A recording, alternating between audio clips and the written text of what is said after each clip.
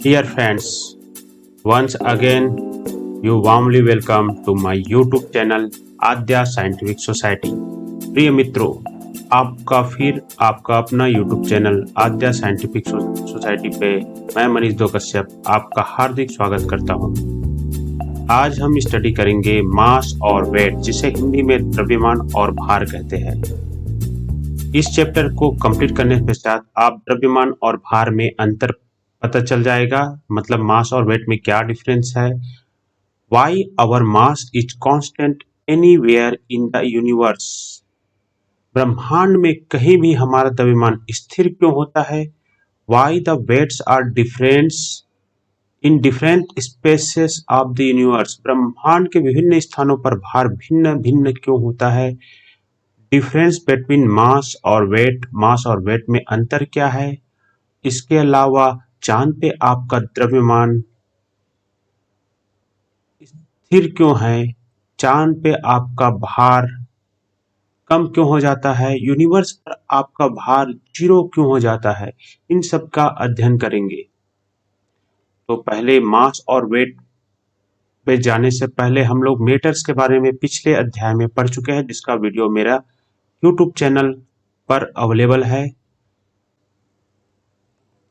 मास और वेट को समझने के पहले हम लोग मेटर के बारे में जानेंगे। Matter is anything that has mass and take up space, मतलब जिनमें मेटर क्या है, जिनमें मास और वॉल्यूम दोनों हो। मास प्लस वॉल्यूम, ये मेटर्स बनाते हैं। तो यहाँ पे देखिए, हम लोग पिछले मेरे YouTube चैनल पे आपको मेटर्स और स्टेट ऑफ मेटर्स का वीडियो अवेलेबल है, आप उसको जाकर देख सकते हैं। तो मेटर भी हम लोग 4 प्रकार के पढ़े थे, सॉलिड, लिक्विड, गैस और प्लाज्मा। तो सभी स्टेट पे मेटर के पास मास और वॉल्यूम दोनों होता है। तो हम लोग हर मेटर पे मास होता है, इससे ये इंडिकेट हर मेटर का मास होता है, जिसमें मास होता है वही मेटर है। मास, आगे पढ़ते हैं मास के बारे में। Mass as a measure of the amount of matter in a body, मतलब किसी बॉडी के अंदर कितना मैटर है वह मास कहलाता है। The SI unit of mass is kilogram, तो मास का एसआई यूनिट किलोग्राम होता है। सपोज यहाँ पे एक एग्जांपल दिया है, यहाँ पर एक मटेरियल ए है और दूसरा मटेरियल बी। आप ए को देखो, जिसमें मॉलिक्यूल्स की संख्या 5 है और बी में मॉलिक्यूल्स की संख्या बहुत ज्यादा है। तो ए का मास बहुत कम है और बी का मास बहुत ज्यादा है।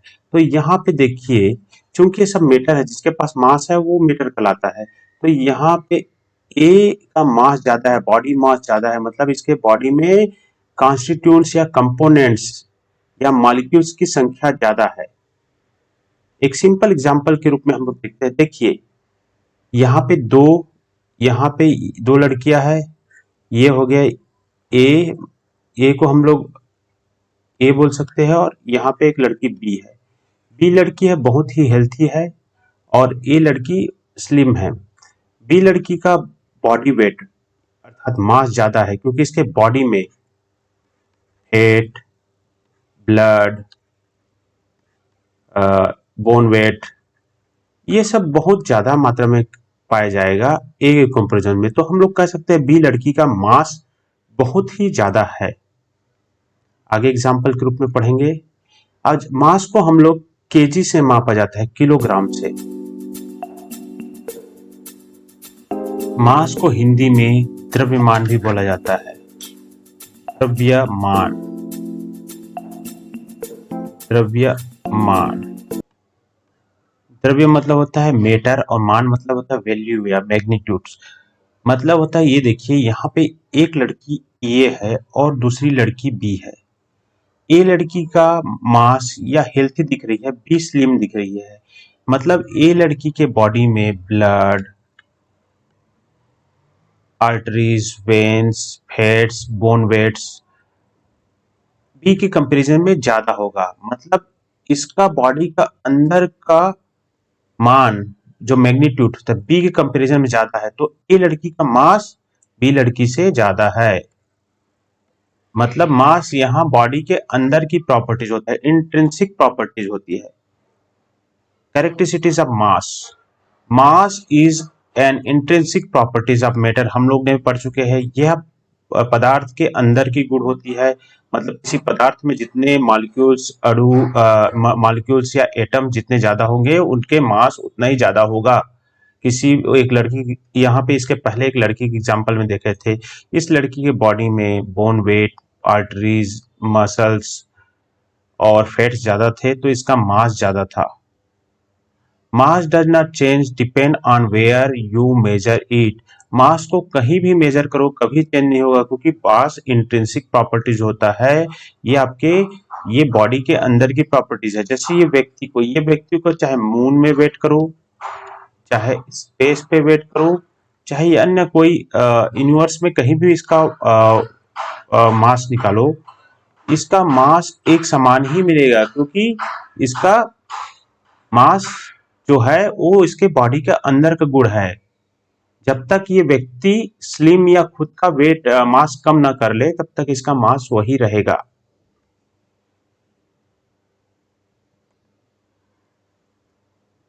Mass is a scalar value, which means it has magnitude but no direction associated with it. मास एक स्केलर प्रॉपर्टीज है जिसको अदिश बोलते हैं। अदिश मतलब जिसमें दिशा ना हो, जिसमें डायरेक्शन ना हो। जैसे मास बोलने पे हो जाए, जैसे आपका मास होता है 5 किलोग्राम है, 5 kg है, यहाँ पे कोई दिशा नहीं होता, आपका वेट 5 kg है। जैसे आपको बोलूं speed 50 kilometre per hour, 50 kilometre per hour है स्पीड है, मतलब किस दिशा में है, कि किस दिशा में है, क्या ऊपर से नीचे की ओर 50 किलोमीटर पर आवर है, लेफ्ट से राइट है। तो इसी प्रकार मास एक अदिश राशि है, स्केलर प्रॉपर्टीज है, इसका कोई डायरेक्शन नहीं होता। Mass of an object is never zero, mass कभी जीरो नहीं हो सकता, क्योंकि मास जो है बॉडी का इंट्रिंसिक प्रॉपर्टीज होता है, तो ये कभी जीरो नहीं होगा। You can measure mass with ordinary balance on earth, आप बाहर अर्थ में या पृथ्वी पर सिंपल बैलेंस से मास को माप सकते हो। And an inter balance in space, और इंटर बैलेंस के थ्रू स्पेस पे माप सकते हो। इंटर बैलेंस क्या होता है, इसमें एक स्प्रिंग डिवाइस होता है जिसमें यहाँ पे मास को रख दिया जाता है। मास जब भी इसके अंदर मास, कितना पदार्थ में मास है, मैटर में जितना मास है उसके रिस्पेक्टिव ये वाइब्रेट करता है। ये स्पेस में मापने के लिए इसको डिवाइस को डेवलप किया गया है, इसको बोलते हैं inertial balance.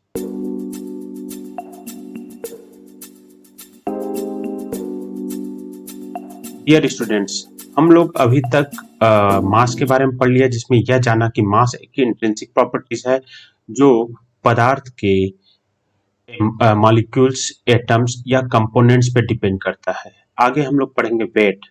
Wait is refers to measure the of the amount of force that act on mass because of pull of gravity, मतलब वेट अमाउंट ऑफ फोर्स है, मतलब बल, एक प्रकार का बल है, वेट है बल है, जो विच एक्ट ऑन मास, जो मास पे काम करते हैं। सपोज ये ये एक ऑब्जेक्ट है जिसका मास है m, और वो फोर्स ऑफ ग्रेविटेशन होता है g होता है, तो हम लोग बोल सकते हैं W वेट बराबर होता है m इंटू जी, मतलब पदार्थ के द्रव्यमान पे लगने वाला ग्रेविटेशनल फोर्स, गुरुत्व बल, ये आपका हो गया wait.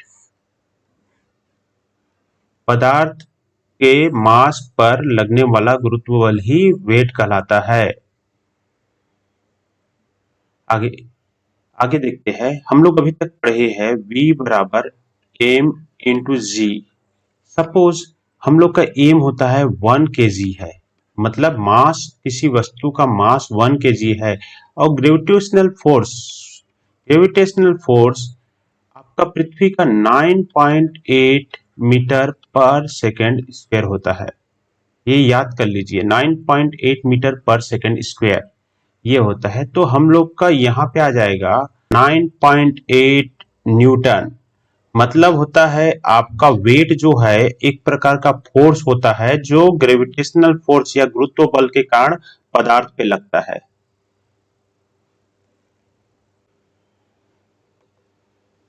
Characteristics of weight. Weight is a measure of the effect of gravity on mass. मतलब मास पे ग्रेविटी का इफेक्ट के कारण जो बल मिलता है या जो बल रिजल्ट आता है उसको वेट कहते हैं। Weight can change depending on where it is measure. Weight हर जगह चेंज होता है जहां उसको मेजर किया जाता है।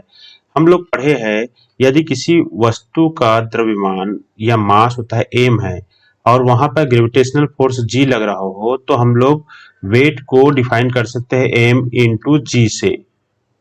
Okay, M here M is mass and G for gravitational force, गुरुत्व बल। सपोज ये मैं हूं, मेरा मास होता है यहाँ पर 70 केजी है। तो अगर मुझे स्पेस पे डाल दिया जाए तो क्या होगा? स्पेस पे हम लोग जानते हैं ग्रेविटेशनल फोर्स शून्य होता है, कोई ग्रेविटेशनल फोर्स नहीं होता। तो वहां पर मेरा मास 70 केजी ही रहेगा क्योंकि मास होता है मेरा इंट्रिंसिक प्रॉपर्टीज है, मेरे बॉडी का कंपोनेंट का वेट है तो मास है। किंतु वेट होता है, वेट ग्रेविटेशनल फोर्स या गुरुत्व बल पर निर्भर करता है और जहां चूंकि स्पेस में गुरुत्व बल शून्य हो जाता है अतः यहाँ पे 70 इंटू जीरो बराबर होता है जीरो। तो वहां पर मेरा वेट जीरो हो जाएगा। कहाँ? स्पेस पे। वही मून पर आपका ग्रेविटेशनल फोर्स होता है 1.625 मीटर पर सेकेंड स्क्वायर। तो यहाँ पे अगर मैं कैलकुलेट करूंगा, अगर मेरा वेट 70 केजी है, 70 इंटू 1.625 मीटर स्क्वायर, ये आ जाएगा आपका 114 न्यूटन। तो यहाँ पर मेरा वेट अगर मून पे 114 न्यूटन आ जाएगा और अगेन अर्थ पे मेरा वेट अगर 70 केजी है और अर्थ पे अगर अपना वेट है तो मैं इसको सेम फार्मूला में रखता हूं 70 इंटू 9.8। तो यहाँ पे 70 इंटू 9.8 करूंगा 686 न्यूटन। तो पृथ्वी पर मेरा वेट होता है 686 न्यूटन। वेट को न्यूटन से मापा जाता है, भार को या मास को केजी से नापा जाता है। तो समझ गए यहाँ पे कैरेक्टरिस्टिक्स ऑफ वेट में हम लोग का वेट विभिन्न जगहों पे विभिन्न होता है, जिसमें स्पेस पे जीरो, मून पे आपका वेट कम हो जाता है और अर्थ पे आपका वेट आपने देख लिया। Weight is a vector properties, it has both magnitude and direction. Vector properties है, वेक्टर मतलब सदिश राशि है, सदिश राशि मतलब जिसमें मैग्नीट्यूड और डायरेक्शन, जिसमें दिशा और परिमाण दोनों हो उसको सदिश राशि कहते हैं। यहाँ पे सपोज एक ऑब्जेक्ट है, ये हम लोग का वेट है, इसका एम है, मास है और ये ग्रेविटेशनल फोर्स जी है जो हमेशा ग्रेविटेशनल फोर्स पृथ्वी के सेंटर को लगती है, इसलिए ये वेक्टर प्रॉपर्टीज है weight. Weight unit is newton और पाउंड, वेट को न्यूटन और पाउंड से मापा जाता है।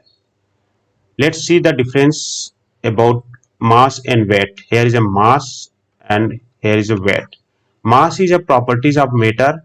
The mass of an object is the same everywhere. सभी जगह मास होता है, सभी जगह एक समान होता है, चाहे किसी भी यूनिवर्स में कहीं भी रखा जाए। Weight depend on the effect of gravity, weight varies according to location. तो वेट जो होता है आपका ग्रेविटी पे डिपेंड करता है, तो ये आपका लोकेशन के अनुसार चेंज होता रहता है।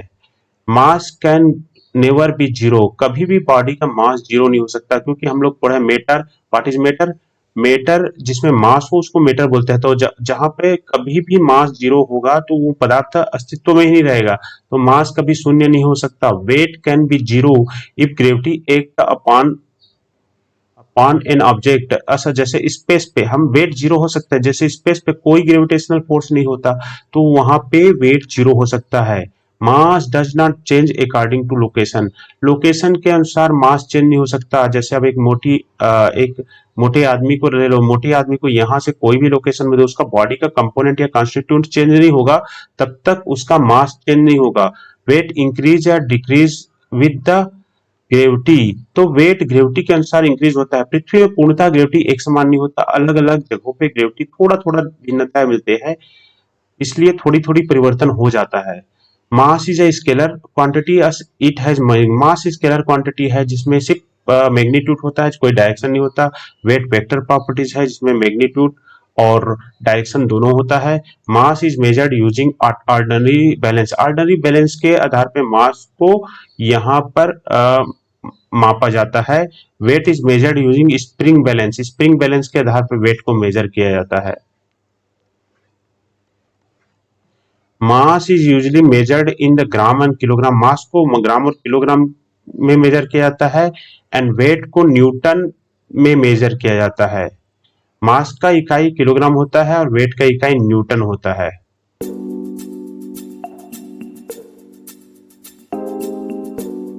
अभी तक हम लोग मास और वेट के बारे में पढ़ चुके हैं। यदि किसी वस्तु में 1 न्यूटन का फोर्स लगा है और वो वस्तु 1 मीटर डिस्प्लेस हुई है और उसमें फ्रिक्शन बहुत ना के बराबर हो, तो उस वस्तु का वेट 1 केजी कंसीडर किया जा सकता है।